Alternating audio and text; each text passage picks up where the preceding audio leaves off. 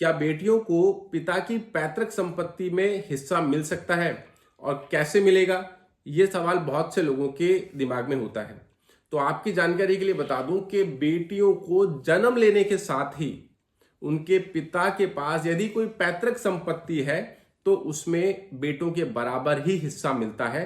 कानूनन तौर पे उनका अधिकार होता है कि जितना हिस्सा बेटों को उस पैतृक संपत्ति में मिल रहा है उतना ही हिस्सा बेटियों को भी मिलना चाहिए।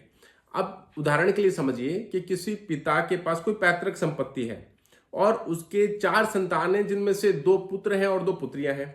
तो जब कभी भी उस पैतृक संपत्ति का बंटवारा होगा तो उसके बराबर 4 हिस्से होंगे। 2 हिस्से बेटों के नाम तो 2 हिस्से बेटियों के नाम, और सबको बराबर का ही हिस्सा देना पड़ेगा।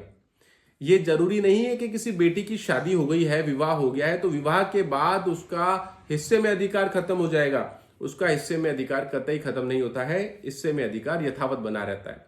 किसी पारिवारिक विवाद के चलते यदि बेटियों को हिस्सा नहीं दिया गया है तो उस बेटी को यह भी अधिकार प्राप्त है कि हिंदू उत्तराधिकार अधिनियम के अंतर्गत वकील साहब के माध्यम से अपने हिस्से के लिए न्यायालय में दावा पेश कर सकती हैं और कानूनन रूप से उस पैतृक संपत्ति में अपना अधिकार प्राप्त कर सकती है।